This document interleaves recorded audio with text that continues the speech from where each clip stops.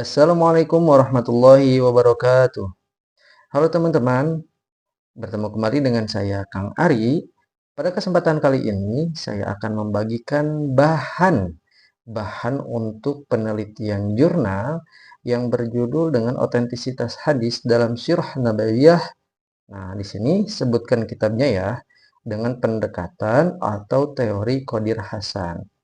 Nah, kenapa dikatakan dengan otentisitas hadis? Nanti kita bahas di latar belakang permasalahan.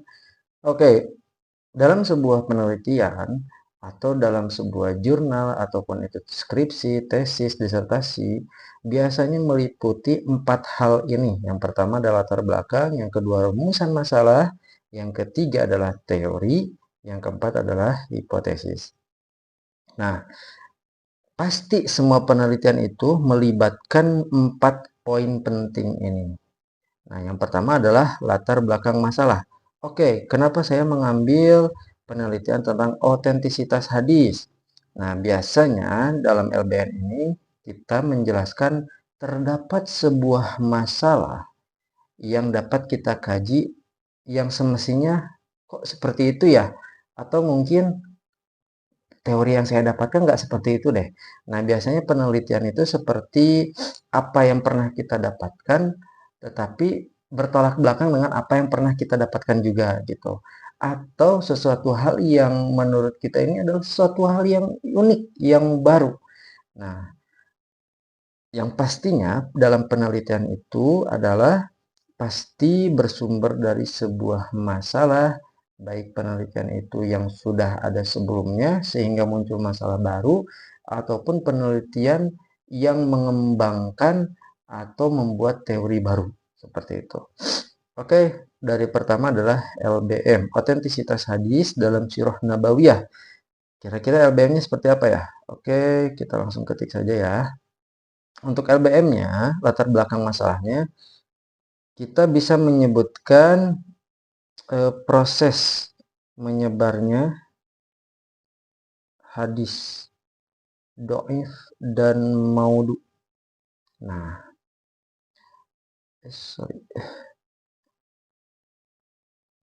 Kenapa saya menyebutkan proses menyebarnya hadis doif dan maudu? Sebab ini ada kata otentisitas. Otentisitas itu biasanya berkaitan dengan sebuah keaslian. Dalam sebuah ilmu hadis, otentisitas hadis ini adalah sebuah kaidah untuk memvalidasi apakah hadis yang dikutip itu otentik atau tidak. Hadis yang digunakan itu adalah sahih atau tidak.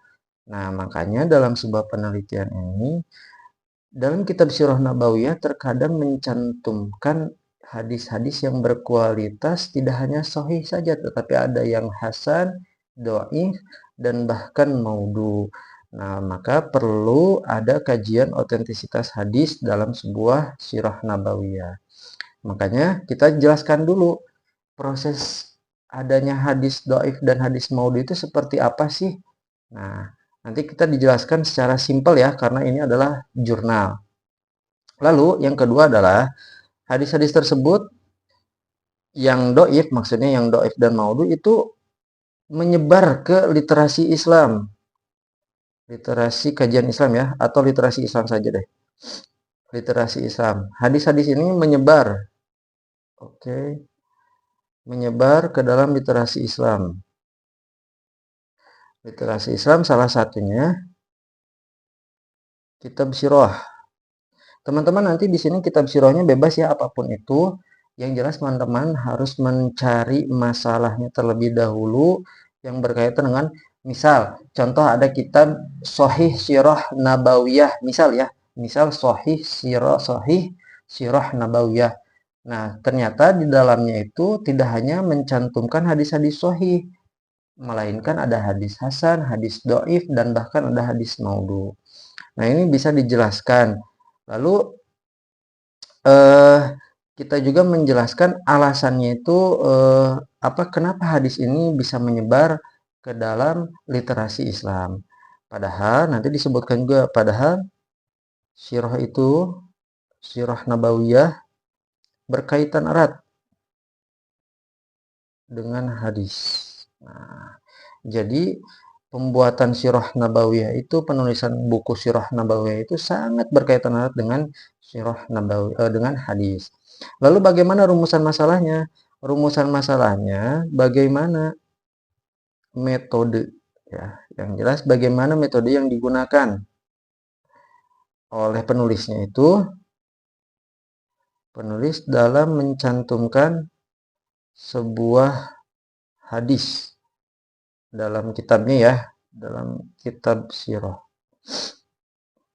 Nah, nanti kan pasti setiap penulis itu memiliki metode atau memiliki sebuah standarisasi. Oh, ini hadisnya meskipun hasan boleh nih kita masukkan. Oh, ini hadisnya dhaif boleh nih kita masukkan. Nah, nanti berkaitan dengan teori. Oh, ternyata si penulis itu, penulis sirah itu menggunakan, sorry, kok WKWK sih? Menggunakan teori, di sini saya kasih contohnya teori Qadir Hasan. Teori Qadir Hasan itu ada tentang sahih matannya, tapi dhaif matannya, dhaif sanadnya, dhaif sanad.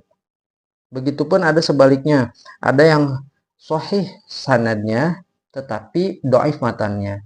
Ada juga yang dhaif matannya dan dhaif pula pada sanadnya, tetapi boleh digunakan selama tidak berkaitan dengan hukum Islam, kata Qadir Hasan. Lalu juga kita bisa gunakan teori kritik hadis, ya, Naqd al-Kharijian. Sorry.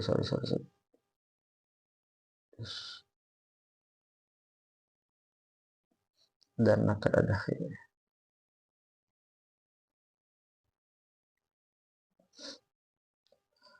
Nah, ini teori dua ini yang menguatkan. Yang pertama tadi adalah teori Qadir Hasan, ada sahih di matannya tetapi ada dhaif di sanadnya, begitupun sebaliknya. Dan juga teori tentang kritik hadis. Nah, jadi kan kadang setiap ulama itu berbeda, ya, ada ulama hadis, ada ulama sirah misalnya. Nah, ulama sirah itu berbeda, terkadang berbeda kaidah atau standarisasi memasukkan hadis ke dalam kitabnya. Berbeda dengan ulama hadis yang lebih ketat dalam menyeleksi sebuah hadis. Jadi menjaga otentisitas hadisnya itu sangatlah ketat. Nah, kita munculkan hipotesis sementara, ya. Oh, ternyata terdapat hadis-hadis dhaif dalam, atau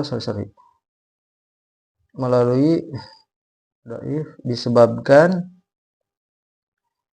sanad atau matannya.